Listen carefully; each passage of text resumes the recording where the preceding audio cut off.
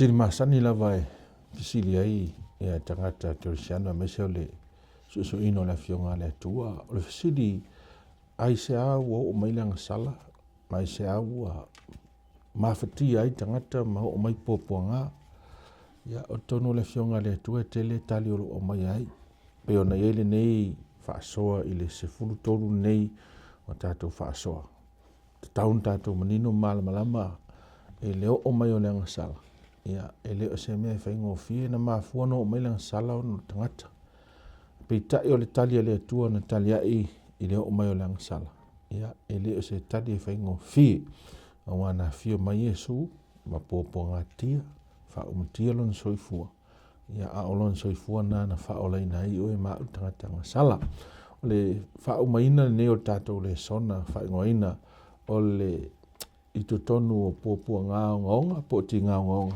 whaatasi ma ke riso.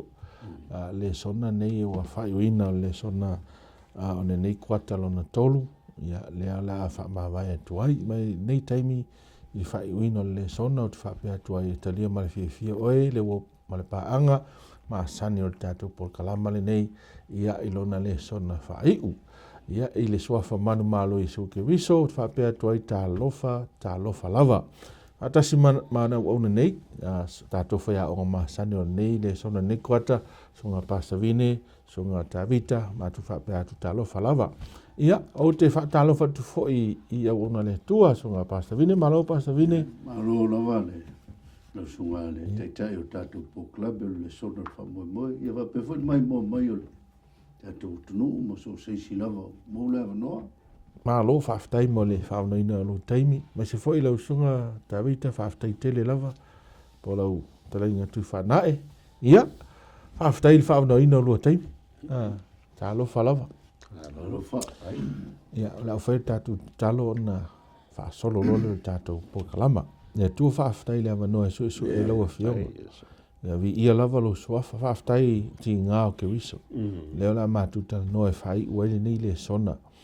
Mātou te talo i mafuta mai o ronga nganga i se wala whaapitoa, ai le ngate le mātou whaasoa. Ia e whaapitoa fo i le whaafafonga so se tasi wa maua le nei whaasala launga. Ia vea o se ama noa e toi so tai ei le tua ma se so o le mafutanga. Ma oelo mātou whaola o le mātou te talo lea, whaafutai mafuta mai nganga pa ia, i lo suafa Yesu. Amen. Ia, o le tātou taurunga ina la leo le sona le nei, ia o le whaautuina le sona nei o whaautuina o ke wiso i to tonu o ti ngā ngonga. Mana tua le autu atoa le o le tātou kuata le nei. Ia, a le ua tātou tala noa mai le tele o wa inga i to tonu la fionga le tua. E le ngata i tangata te to tasi. I la tau e o mai ei ia le nei le sona. Ia ai o le whapena fo i le whanunga le tua ia Israelu. Ia me se fo i le kalesia le tua. Le Kirisiano i lona tau amataina. Ia le lau whaai umai tātou whaasoa. Ia, i le aunga po o le i o leo whainga mea. O Yesu lawa ia, o le tātou whaatei te inga. Ia, lau sunga Pastor Vini, o le tātou mau au tū, o le mātai o dua sumare fitu, whai upai whaasu male ono. Ia, pe mwhaiona i saunua mai tātou mauma whaasoa mai fo i male amatanga o le tātou le sona. Ia tu le whaaftai lau sunga te tai mo le am taino tatou le soda o le taimi le ua tau ave Yesu tinga o le langi le tatou te ai o no ofi mai le peo na e wha tūlanga mai le amta ofi mai le angsala o no le leo le mafuanga o le tua no ofi mai le angsala le langi o no le saulo tonga le na saulo toil tangata. Ia. Ua le peti tangata le saulo tonga ma ua le anga i saulo tonga. Ma ua fia ila le tangata ilo na fianga le. O le ofi me o le angsala. Ma vea ilolo tatu lalulangi se lalulangi angsala. I le tau tonga. E le ala seisi fuafuanga e uia o le tangata ua malepe ai ma. Whatau ma oi tangata sao tonga ma matango file sai ai. E koe sa wale akua, koe whai e le akua le awala. E koe manga o ia wakurukanga kai a ia. E koe mo moli atula na mea whapito. Nanga orkanga kai whapikoa. O lana mea whapitoa na whai e fōlinga i a te ia mami e te ia. Lela e tatum tu tau loto lea. O le whatinonga la ngā ruenga. Leo tatou wawa e wheme ua lata i le tua soiva. O nā langa i leo Iesu ma leo te leo whape atu. Eli lama sapatani. O lona winga. Le nei lo o tuae. Lo o tuae. Sea le meo e tūla fo e meita. O la ngona i o le li whao le mamafa o lea. O le mamafa o le ti ngā ma le onga lea wai e tau avina. O le mamafa le sa kau ngā mua kako. Ala ngau kako e ngolang sala. Ai le yo o Yesu sa kau o le vanga mafikia ma whao le li. O le vanga kau ave lunga langonga. Ia le ki ngā ongo le alo whotangata. O le alanga la leo alanga Yesu. E kau wha makua kua ionga langonga ki ngā. A o wha fonga ia lona tua ma lona tama. O wholinga fo le maulea. E kau mai e waku e se a koa Yesu. Longa i tua. Ai ave le kukangaka. Leo ia langonga i tina o tangata. Whaftaila? Nalo, whaftai. Ia. Ele o tele se whtarenga po se mai ngai le tuspa ia le o taimi tau a mata le li whaola. Ai, masalo stai muri ane tatu toi wha lau tele le mau o tū lea. Ono le pe amua ia ili tatu wha soa. Isi isau no ia lau sunga vine le tūranga leo le o taimi tau a mata o le soifuanga o ke viso. Wa le pe si tatu wa ailava. Le winga o le me tau o le tinga onga. Na tofo ia ke wiso e veo se fatu te inga fo ima malmana manino mo tato ma e ole o fakai ka inga le ka ko le mele o rua ia so le ri fa pe ka ko fu ia o le tua o le tupu o le nga fo ai o nga o rua ka mi mala mtanga mingolong soifuaka ele sau fa penga le manino ale luka e lua lun fau poe e fitu lela o faitau inatu. Ua whanau e ia lana tamau matua. Ua ia au ia te ia le ie ma whata oto ia te ia le frepofi. Wa le ofi le fale tali e mana. Ole i lau su e mara wawai. E sa fwy o langonga fwy le pe u ngofo ma fwy le kai mingi soi fwa. Ele wala le i rua kai mi le li faula. Sole. E fa ngau mai wole se fale matango fi. E ku ye le li faula se soi fwa mai. La ngora kup. Ave mai o ai fa kan malo ele kali ai ma ole ke nga le li faula. Ai ole mele mai. Wa fa ngau le fale o. Ia mai a kupu se me va penga se kanga ko se luma e ulangia ma fai e tala bone ai se fale wa so ia o ke ko so ulanga nga e fa nga me le fa nga o ia po vi ma ele se me fa ngo fiela m kanga so i fo yesu moni la o le fa kai ka inga le ka mo moli mai inga yo ka ko longa inga le mele pe mo wala no le wala e ka ko ke nga ia au nga ola ia ile le isi me ke le ku e le ka wa ia ola le o fai ka ule pe foi ka ko va foi po lu su malu e il maula valetas le lo fai ka winga wa to na so le fa mai na o ia e tusa ma tu la vonomos ona la mai ile ia te Jerusalem mai tu atu lu mo le li pe ona tu sia ile tu la fono le li o tamatane un matua uma e ta ua ila to e pa ia mo le li e avatu fo ile taulanga e pe ona fai mai ai tu la fono ale li ole o tu la fono Israel a ona Yesu matua fa na u pe tama pete o le u fa nga u men la langiang sala e ka kaunga faise taulanga e fa mai ngai e le mela le ka moli mai ele i alo ese mai Yesu le mele pe mga ku Yesu le ai la nga o ku ele kau fa ka ngoi ke o mele ai wa mangaku Yesu e usika ia le wala le i tangata soi fu mo le nu o le tu ia fai voi le mele fai fanga ngai sala e ia fai ante ia fa kingo ia ke ia mele fai kanga o le fisila o ale wi o le aka le nga o le ko ila lo Yesu o i ai fa ka ngu e pe o me ia fai tangata awa anga le fai Yesu fa kai kai ngale o le folo i mele fai tangata e ka mai o la e le manga o Yesu e fo kuma e manga wala Yesu o i o le kupu e mamalu o se titi a le wala mane fa ka ko pe o ka ko su mai kusi e o le tiko su lu e o le valu le fa ka ko le fai ngo kaulang a o le sia ka le mai a le se mamu wa kanka o nga mai le montangi po lupe e fai ngo fiel tanga tamativa ona moli e tau o le haka nga o le whakai kainga o urua i kaimi o le soifuanga o Yesu nga uskai whalongo nga ui le wala lai ui kanga i nga ia maua kanga i o siau le wawa i le whawhakai o le si mea la sunga pasta le tau wa tatu le sona le mea leo le mai te loe le tano ina tatu na tuo ke wiso na tuo ke wiso na whanau mai ia Maria tu so nga nga pa ia wa ele i loa e Maria ia se si atanga tena leo na to mo whanau mai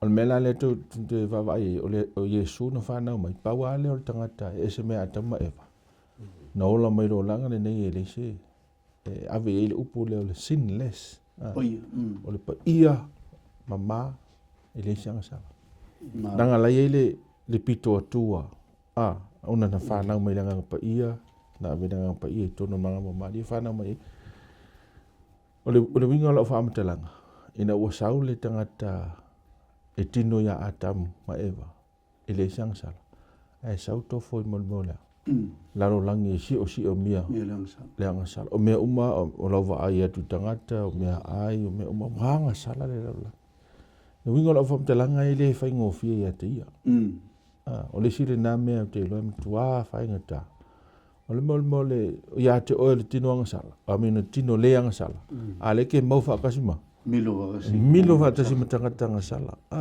i tau tala tangata sala e whanau sore e siar kau kala le kakar kei lau langi e sia wingo kakar kei lau langi so ia te o ti ngā e le loa fo e se tātou le ti ngā le na to fo i le whao ia whapopo atu la ia i le asunga fua lau sunga tāwita i le autu le o le te ena tangata matu la fo ia tangata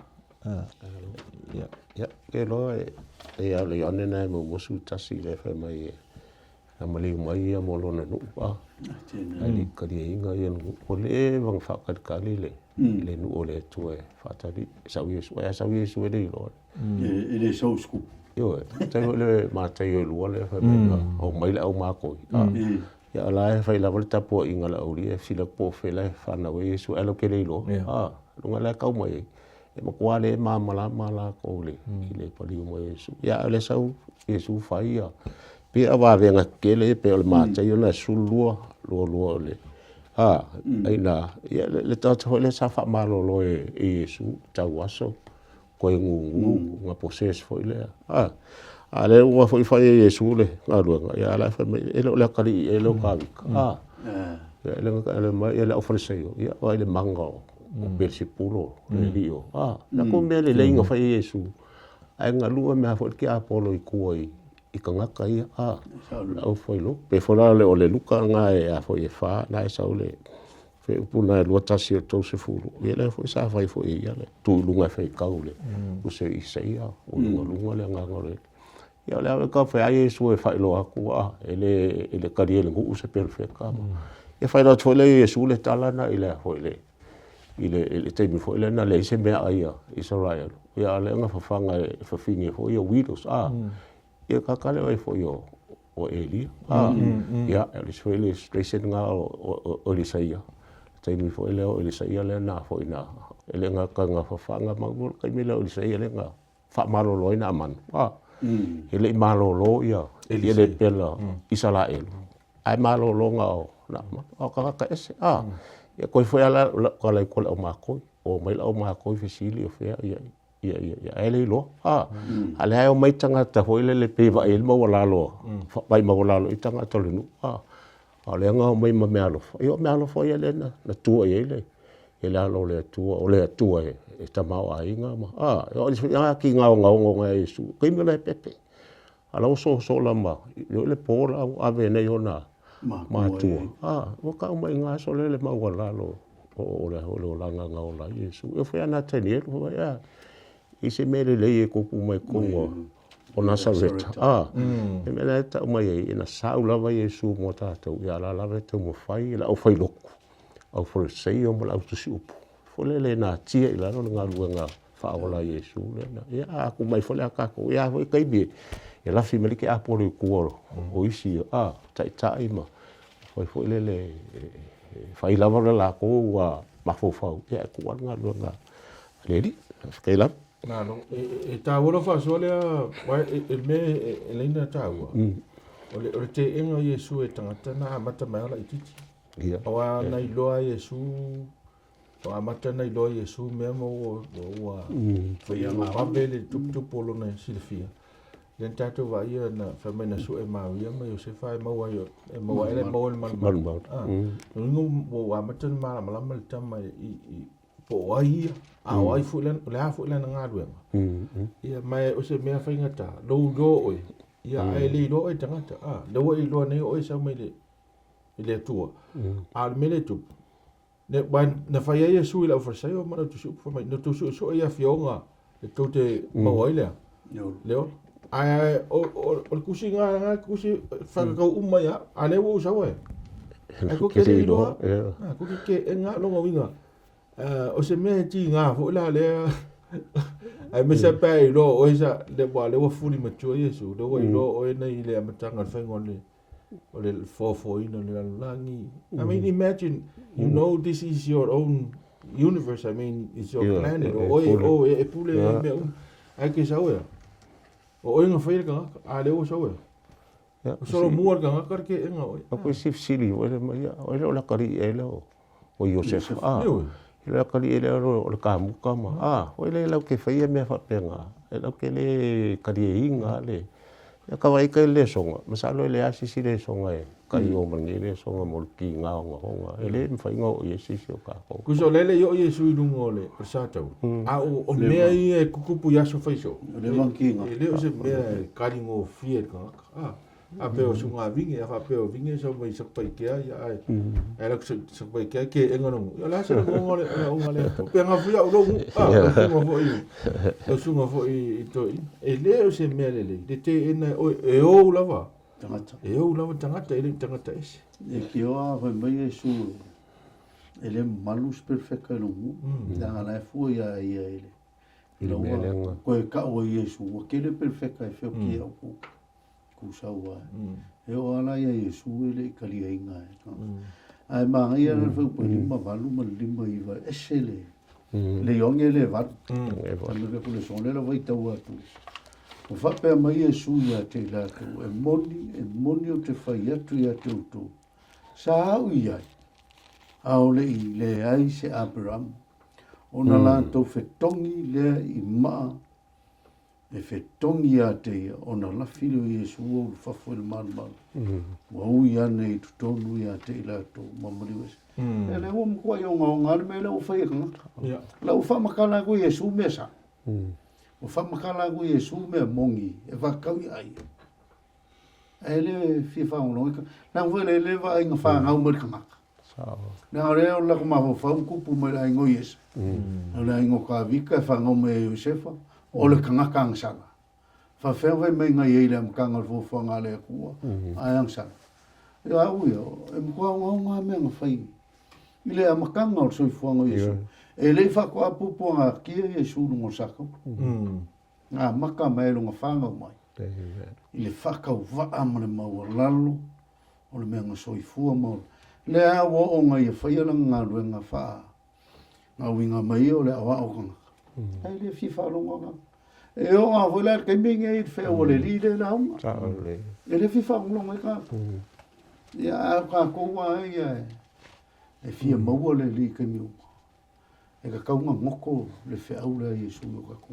ye la fa fa e si be fiu e la mai Yesu fa siu ka fe kongi mai la lo ya ele fa ya le e la ngai yo ke yo ka yo Yesu ya la suga pasta vini o le fe betul fa le mate sufa o fe tala tu le o ia te la to ro mtu ati ngala lo loto e o le oti ina no fo ia o to ine sa ia mama tala se isa no ia va ngale i ket semani ya fa fa mo ko le vote mo le ngo ia no mo le mo Yesu o le mga ku Yesu o e sel nga ia me lo le ka kalu e o ia Yesu e li fa lango lango ma ka ria le wa o le kingo o soifu o le natura to tangata e le fa lango Yesu lo nga ma lo si o yo natura to ai la nga ia manga o Yesu e ka u ku yo so o le ki le ma lo si ka o le kakalo ia nga walu Yesu e ka ko mai ka winga e fa ko lo nga le di fa o e kalo ngol mongo fa mongo ole me nga ile me nga maku ila ngonga Yesu le mama e muli o chako o leva nga mafakia lo loko ile ele va pela o le mama fa ole nga ruenga le la fai ole mafa fa o lo fa ngaka o ngole fianga ngaka ilang sala le la kawa ora meo pa wala kai mi nga kalu le dia e pa u mai me pengi a ro ko ke le ro poisis kanga ka mo ku puse me va pe ai ngo vai ka wo vi no ngo winga o ia ka mai e le fai ngo fi kinga e mkua ongo le li fa o le ka wo venga ole mafkianga o le kanga e o va ka ko o isi kai e feo lolo ki ngā o le pai o se me i le kangaka ngā e lolo ma mafa o se venga a kau avis kangaka i se me o mafa ki e ro mafa o whau i e pēla ar whakai kai o se mafa kanga o le sa le o se ngāri e ko e sea i e seisi o le unu ngāri e te taime ka mawhai e wha mamulu e se la ngonga mafa ki ma ki ngā inga le kau avis penga umar me le kupu le li fao. Wa ia kau a vea la ngonga o kako. Wa vea mo me mafa. I longa mafa o fao. A viside mafu e sia. O le alofa i kangaka le ua afi. Le anu ofi mo ilang sala i kako lau. Ia sia o lea. Koe wha popa o kula ufa sau noa ne sao le lama. E le tala le. Matu le shooting nenga whai se me o Amerika. Talo i nei ia le na. Ne ta whanai tamiti ma. Tami te au ngala iti mat fa ya. Le fa pele le vana na umatu mena ai o le to o lua la o le fa ya se taso fa ya. Na o solo na mai fatu ma maliu ai. A o le alfa mtalanga fo mai. Maliu no o le mafatio no lo to maliu sona. So to. Mai moni fa maoni so no nga fa ka o le tu langa ile maftianga ne na Yesu. Ele ngate ile vale alofa le tu. Wa e te nofo mama fau e fo i ne se tu singa tu stalia ele no ite va ngale.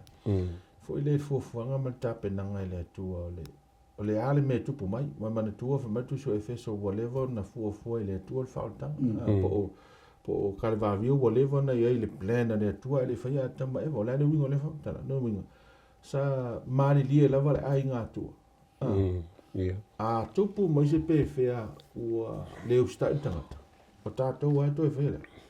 A whai meila o Yesu le na ofo tua o ula vai anu whai. So lea la ua mai le mamao, mai le eternity to eternity. O le ale mamao na whai e tape nanga ma le fufuanga lea. Le wo o mai ke te samane le wo. O whaalongo ti Yesu. Le la tau fufuanga le wa levan fufuai le la tino i le so. Mai le sila mea mata ina le la uwa ai i le tūlanga lea. o lea la fato a motu sia lava leo le mafutanga a Yesu po le halo ma le tama ma le ngapai mantua e o tolu a e o fatasia la inga tua tama le halo ma le ngapai ai mo se taimi mua le la ma na tu ma na tu ile li faul so le o le a ma to te a awal mele anga e ti tu te tonu ngani sin mele le hel mele o le o se oli se oli o se mea fo le e so sonu ina i tangata whaavau aman tua la o le mea tonu ala le ta o le hao le la tofo ia e su mol meo le te amanea ma le atua real separation tu se le na o se tala e le o se manatu le o se mafofong a le la te amo ia onga o le kala le kua ai anga sala taunga langa sala le toi ngā oti la le va vai tu Yesu o le oti le aise toi mafutanga manea ma le atua le la tofo la Yesu mai melana ia tato nanga le te le yo ia a wo o ia le li faola ile meta o le te amalona Tama tu. So le tu ngati ngala ia. E matua onga ele ita ia. E le ita to po le alto ngati ngala tingai ele ita no fa tu salia le tingale ma le lotto le mea le tingai le fa ola le sa no so o tutto mai on fo. Po kwa la sunga. Kilo le si me nga mafukia Yesu ngoso le la e saka kaunga makala foi le mo mi sio ya o mo fa la kai pe ke rule a mena yuta ya le fa me ukula fo i uma longa au so ya le mga mi le fa kwa Yesu ka la makala makakalo wa o mai lo ya fa so ya fa kai le me ka sawal angelu e fa malo sin fa ma fa ya Yesu ya nga lai wala fa bet kus pa nga faalo Yesu he spent the entire night e kakalo le alo le ko le sang sala afa pela o Yesu le e mga umil kakalo ya aku mala ka ko se asa ka ko kakalo sini mga umil ha bele ya ngelu kwa o fo langi fo le la fa ko kal bele ko e mai angelu ya ba e ma kwa le ya ma se kakalo ya o le leva no si so no le fa sa to ro ina la le Yesu le uta to me ni ke se mani ya o fa la ta yuta le la uta ita itu nei la le fa o le ya e fa sa to ro ina ani ti nga nga ta tu ya o ina mai le va ya le lo pe o le mena le fu sa o ia e vingi o ke lo le o fa sa ka lo ngo Yesu ke lo le o le mele silinga e ke lo fa ngai me o ka mo criminal sa ka mo kwa ya le o fa ka le li fa o le so nga ke lo ka vai lu ngo sa ka lo e ku i fa o mo le o lo ngai ku le fa mai cafe mai le vai ma le koko ngai mo kwa le se me fa ngo e ka le Isaia le lima so mo to e fa me o po nga le Mesia ya ke lo le mai ole na wita e si chapter ka lo ko o kama yo ke fi wala ka fe ka lo ya ga fa ipo ali mala ka ke fe ka lo ko mai awa o manu o ia no tatua solitula fono o momo o ia ono tatua mi lenga ole o inga foi fili mo tatua se ona lunga le ona fa lava fo iwa o malo lo ka ko esel manga yo le ngai ma la ke fai yang imbe ya Yesu ya ele ya mo se ka ko la mo yo o Yesu wa o fa o mo yo ka ko nga sala e ki o ma fa ku le ya fa la lang ya ko le o fa lu ngon Mesia ya fa taila wa ya Yesu le fa mo fitu me na fa sa wa ina o ia o ti nga ina fo o ia ele tau tala mai o ia e pe o ta mai ma mo o ta ina ia fasia e pe fo o ma mo fo i lumo o e sele lona fulu o fa lo longo o ia fo i olea ya o ngia me o mga ole tau tana mai ono le lofa la o Yesu e tatou ina ia tatou ma ole o ai le fa punga le fa pe a tatou foi ela ngasala mai we crucify him afresh me a kai me ko fe ka o le ngasala we crucify him afresh no ngai fo dinga sa to pe yo ko fa sa lu o lo le o le nga mo tatou ya fa ta wor sa ta ro mal mali wai o Yesu wai tatou no ole me tonu le tu foi le i ku le ku la sala fa pa ole le fai Amina le fofonga. E makua ole mele ko ke loi. Ne wo sa no ne le sala. O le anga sala matua mata utia. A vinda tu ale o maliu le tu. Fasa tu ne Yesu. Lo no winga. Ele se na o se oti fo le pe le oti le tau te oti. O le oti a ngata mai oti. O le oti le. O le oti e tau aveina o tatou ti ngā mo tatou anga sala le angole. Le angole me tonu na le atua. E fa sala lava le oti. E fa sala. E fa sala. Po o ai al tangata i lau le nane. O lau anga sala. O le oti. Mai wa tongi la le atua e ala ia Yesu. Man mele tau whaafitai e le atua. E a tatou e. O pua mafanya la tunu. Aulu ta whenga e se tia vai singa. E ale... Ka koe whaile se. Ka koe whaile se. Ia au ti ngā ina fua le li whaola. Po le atua. O le atua la vale. Mai tau te mai le whai unga tatou le sona i le. O se atua. Popo ngā tia. Le ale unga o le me wha. Pula ti le tatou wha. Ke lo le kaua mai le vaianga voi le. Pea unga. O le happy footing mai e le mamau mai le ukule o le atua o whasa toroina. Le ngai pea un sa mukawika. O le mele sa whai e kangaka loma e. Whai whasa langa o kangaka e. Le anga. Alu o whai e Yesu ai le anga Yesu. Ka kua le anga. Alu o whai e Yesu. O le mafki o Yesu. Mare o ia Yesu o mei. O le pupu ngā kia huinga o le kua. Nā me meri, whamakana o e toa e tinasa. E kasi sa kauro. Ai lua whakula e, mangua e. Kala toa e tinasa ne le iwa walu la.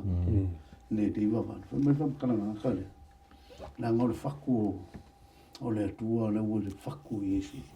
O le loko o le atua. Laua i le loko Yesu. E mangua na Yesu. Au le fo i mangua e marwhinga lo le tu. O le ki ngā inga o Yesu. O le ki ngā inga fo i ngā o le langi a koa. Mo le kangaka. E le inga fo. A ka ua na le mele. E le whapena a mangu. Kua ngā tia le tu. Uka kongo fo i le. Ba ngai ala ngā ruenga su whale o whaikau aku. Amen. Tau poe lua le mai kakonga. Ka ua i o le whamtalanga le mai e. Ile ngā luenga le sumal wha, nono whau poe lua le lau wham, whaitau atua molu. O wha maa losi i loto le au so, maa poa i atu. I atu mau i le whatu tu. O wha pe atu foe. O pupua ngā tele e te tau o na tātou sao atu ai. I le malo le tua. Amen. Alonga winga e. Ma sengo whaunga le kala le kirpi. Awangi e mga kua veo le kirisia. Nai sau whai e le file mua o ngoma se mea.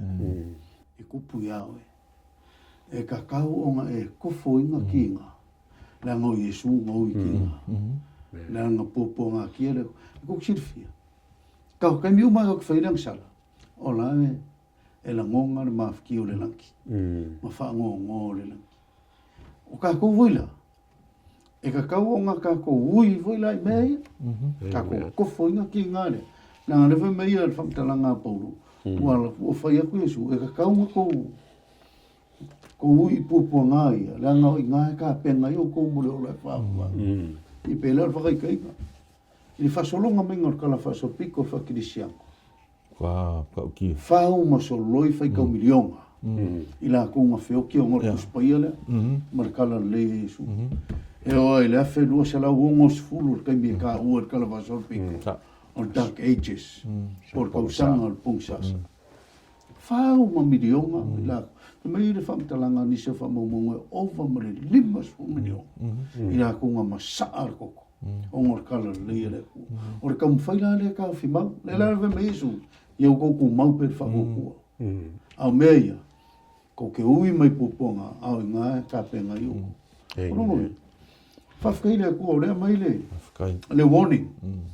A mai a ka kum whamam lama. O lea veo ka kum kirisiango. Ia ungi o ka kum ngaku ka kum while mo. ia whakaikainga. E whaikala ka ngaka ia oe. O upu e lafo mai. Fia paia, fia kua. Ki ngā ngawa ia koe risanga me maua ia lai whaia. Ai anga alu e sua e sisi me alu i eos. O mea la ngai ka kuke ki ngā ia i po. Ai ka kuku mau pe mau sa. Le whai mei whamkalanga kuspai. O siau le wawa. Ngai alo whaasawari pasawa whawhita uli o tātou teimi nei o le ola. O fia ola fifile mu. Ai se koula se ainga po se koula se kanga koula ke mingo le fifile mu. E ola leo langa fo ile you know, ele mga oe whaakinga inga pe le mga oe. E mga oe sola mai mea o kōpua ngā ma me mawhainga kā leo langa langi. Ai mana ia lau whaaso. Ole ui atu leo tātou le langa. Ele ima se e ui aku ngā asiko ngā losa po asiko ngā la au manga ia lai ke mai eva ava e koe mea manga ele se folfolanga whapea lea. Pau al folfolanga lea kua le langi e maka ngofi. Ole ui aku ia. Ele se me ka ua le ka ua le ua mai le whai ungo tātou whaso. Ile teimina ole mau o tū. Ele ngata tu so mātai o whapena ho tu so mā reko sumale lima whai upo e tua sumale whae a fo. Eli lama sapatana. Lo o tuai ai sale meua. E tula whai me ta. Mantua le na peono ta ua. Paula se teimi ua alo e se maile. Le alo le tu. Mana ia fui lau whaalongo i inisio o sunga fo i whaiwhi au e manisio o scholars. Le whamatala ino le whasi whaitau lea Eli. Awa ia e ripiti whaalua. Eli numa. A to sau foi le tuai. Wa ole ai ngā tua lawa i to tolu. A ole a langa le ri whaola. Na le lua.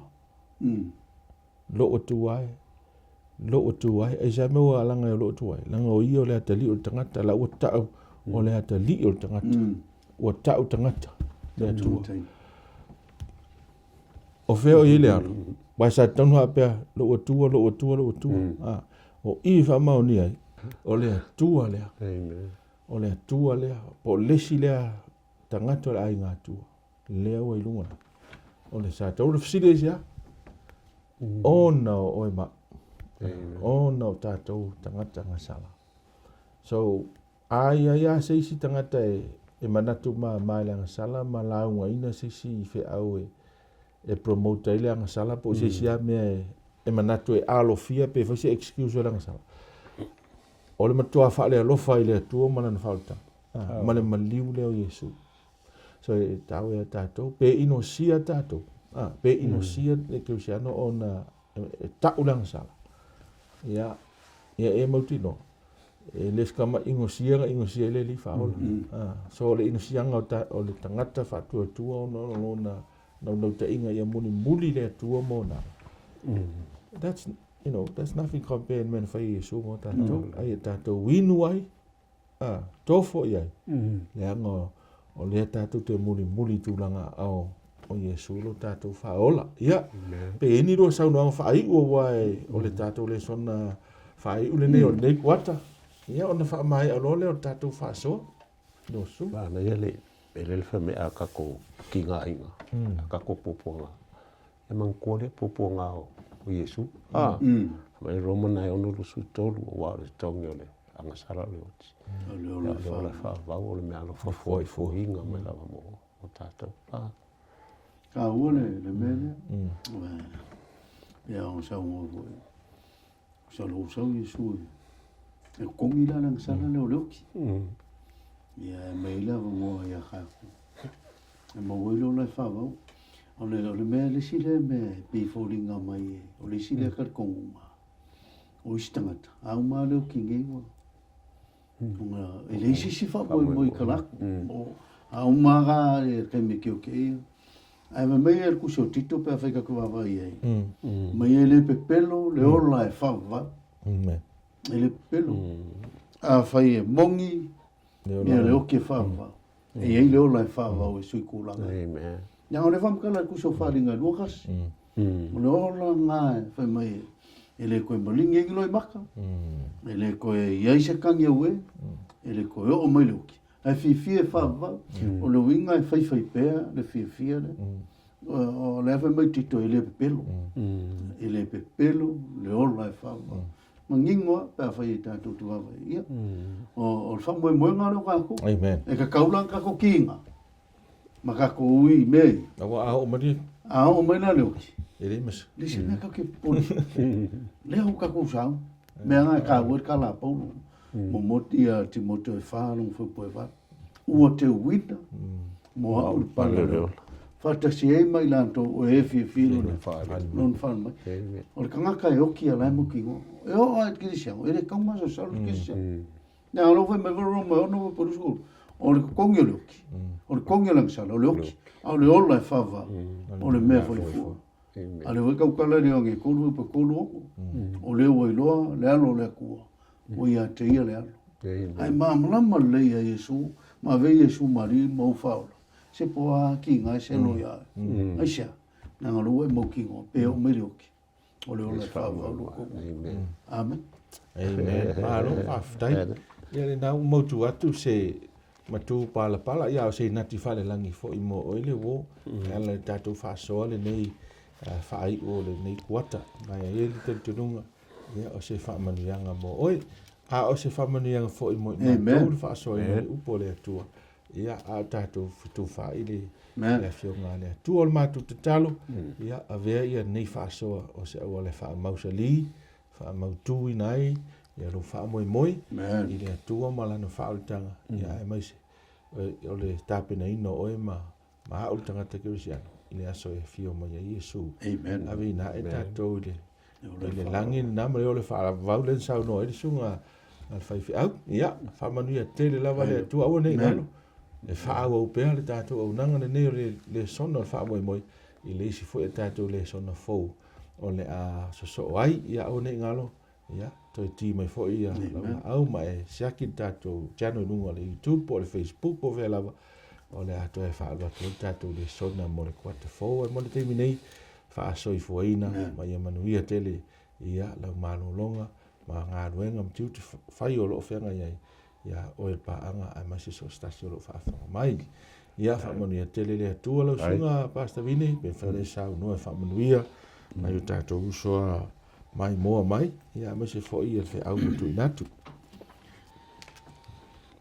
lo mato tu lo soi fu le langi o le tu e tumu le lo famutin tivale amen o le tu e on sa im fa pale i o mato love tangata awa o le naturo o mato wa fia i o le angsala na o fi mai talu o mato lua i matua e te le no fo i le langi ato le tua te male alo mo le ngang pai i le fuafuanga o le lave ina o tangata o ai lava le tangata soifua maolo i le lalulangi wa ngā ia i le maliu o Keriso pe fo na mātou susuina i le nei vaenga o le aso le a maitawina e le whaingofie le tau aveina e oi Keriso o ti ngā o le olanga na mata mai lava i lou soifuanga se i o i le sātau o no lo manatu i la vea i au tangata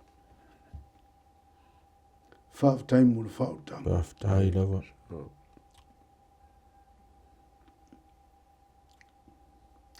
whaafitai le tua tai lava tama i lau lave e noi mātou ma ofa o mātou loto i meo e whaia pe mātou wa i le tua i le maaftianga na e o oia mātou te le mwhaia monia mātou te le mwhaia o leo o mauna e au mai le anta whaatai i le tua mai la tai mātou o leo langa mātou te ui atu i tīngā e pe o na tīngā lofa lau fio ia i mātou whamanuia le whaafonga mai o tangata mai mai ia la vea ina se o langa ia la vea ina se tas i le nei le sona i te ngāo ngau lau fio whamanuia ia la upu whaafitai lau fionga nino mamlama ta lia ta po inga lau whanā Ma le sono o le whamoemoe. Ono lo suafa ua mātou ole ma wala o tuene. Amen. Amen. Amen.